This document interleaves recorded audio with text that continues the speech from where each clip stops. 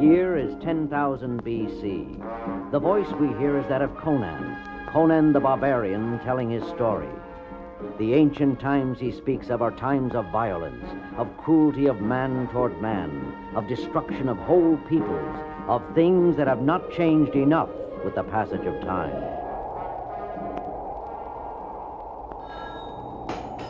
I was but a young lad as I stood on the hill with my mother, listening in fascination to the words of my father as he worked at his anvil on a mighty sword of steel. This sword, the greatest work of my life, shall someday be yours, Conan, for you are my son, and someday you too must learn the secret of steel.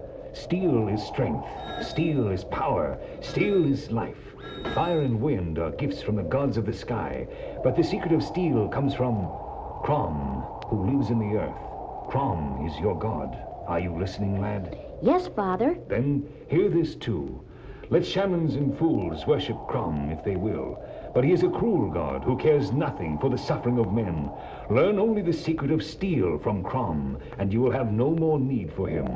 Your sword will be your soul. The next day, I was to learn for myself the true meaning of the word suffering. The Vanir, a savage warrior tribe from the north, attacked our village without warning, without mercy. My father's sword found the heart of many a treacherous Vanir, but there were too many to withstand, and in the end he was torn to ribbons by a horde of Vanir warhounds. The savage Vanir slew my mother before my very eyes, and flaunting their horrible snake banners, they lined up in front of the doomed village, chanting a single word, the true meaning of which I would learn only years later.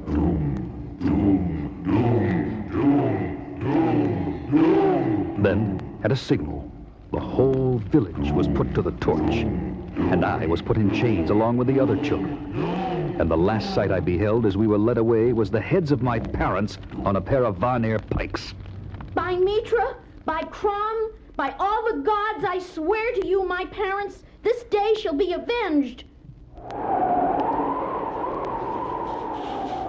After endless days of trudging north through bitter wind and blinding snow, we reached Vanaheim, land of the Vanir, only to discover that our suffering had only begun.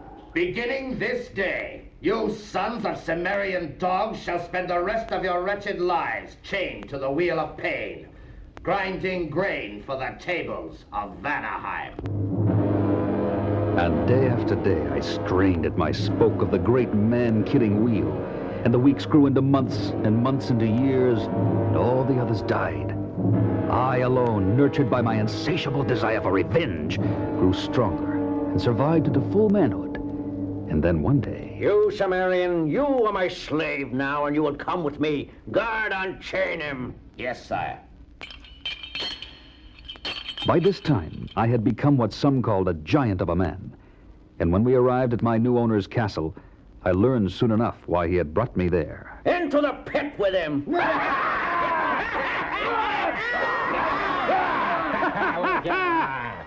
Prodding me with their spears, his men forced me down into a gigantic fighting pit. Glowering at me across the pit was a huge monster of a man, snarling through hideous pointed teeth, filed razor sharp, his deep-set eyes aflame with raging hate. Prepare to die, barbarian dog. Your first pit fight will be your last. With the fury of a panther, he lunged for my throat, and the battle was on. Look, the barbarian is down. Mugam has him by the throat. Ah, we've been robbed. This fight's finished before it's even started. No, look, he's up. The barbarian is up. He's tossed Mugam right over on his back. But Mugam was up on his feet in an instant. This time, Cimmerian, there is no escape. I'll destroy you. And he charged head down with a ferocity that nearly caved in my chest. Dog, I'm a dog. If the Wheel of Pain could not destroy me, neither can you. By the blood of Crom, I'll destroy you first. The barbarian, look, he's lifting Mugam right up over his head. He's hurling him head first against the wall of the pit. He isn't moving. He's dead. Mugam is dead.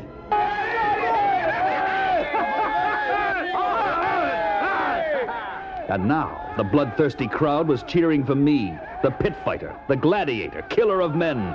And from that day, I had to go on killing in battle after battle. I was taught the art of war by masters, and learned languages and writing, and the love of women. And living was easier. Yet I was still a prisoner, caged behind bars, and the yearning to be free burned stronger than ever in my heart. Then one night, there was a deep rumbling in the earth, and the floor beneath my feet began to tremble and shake. It is the Earth Giants. They're going to destroy us. Run for your lives. The terrified Vanir guarding me started to run, but were crushed in their tracks by falling rocks.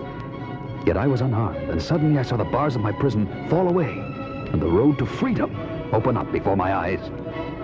I must run from this place as far and as fast as my legs will carry me. And I fled wildly through snow-filled forests, frozen rivers, and icebound tundra. But over the sound of crunching snow and the clanking of the broken slave chain still hanging from my wrist, there rose a more menacing sound. A sound that sent a chill through my bones. The howl of a wolf pack on my trail.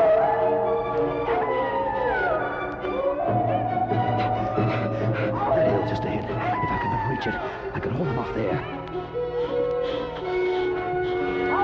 And soon I was on the hill, and I turned just in time to see the leader of the pack, fangs bared in a ferocious snarl, leap to the attack. One swing of my chain was enough to discourage him. But I knew I couldn't hold off the entire pack. So I backed away, hoping to find protection behind some rocks, when suddenly the ground gave way beneath my feet, and I fell into a deep pit, leaving a pack of snarling, frustrated wolves waiting above me. By Crom, what manner of place have I fallen into? At first, I could see nothing in the darkness, until with a flint and steel from my girdle, I started a fire and looked around. It's a cave, an enormous cavern, and on the walls, bold carvings and signs, remnants of some ancient, long-forgotten race. Suddenly in the shadows, my eye caught sight of a giant warrior, seated astride a throne, casting a huge shadow in the wall behind him. Who are you, and what is this place? I demanded imperiously, but he sat immobile and said nothing. I moved closer. Speak, or by the gods I'll... And then I realized the seated figure had long since spoken his last words and fought his last battle. Astride that huge throne sat the skeletal remains of an ancient king, sheathed in copper armor, tarnished with age. And across his lap, a sword, a magnificent sword, fit for a king. But now it is mine. Aye, and the first blow I shall strike with it will be to free myself at last from this cursed chain. And raising the mighty sword high above my head, I brought it down with such force that a single blow was sufficient to shatter the last link to my years of bondage in the land of the Vanir. Climbing out of that pit of eternal darkness, for a moment I just stood still, luxuriating in the golden light of day. But in an instant, the calm was shattered by a sound that would freeze the blood of any man. The wolf pack. They waited for me to return, and now they close in for the kill. And then I remembered my father being torn apart by the Vanir hounds, and spurred on by that bitter memory, I lay about me with my sword, with an unbounded fury that laid every savage attacker dead in a circle around me. It is finished. Over by Crom. And perhaps now my life can enter on a new beginning. Fashioning a warm cloak out of the pelts of the dead wolves, I made ready for the final phase of my escape. But in my heart I knew I would not be at peace with myself until I found the ones responsible for the death of my parents. Until vengeance was mine.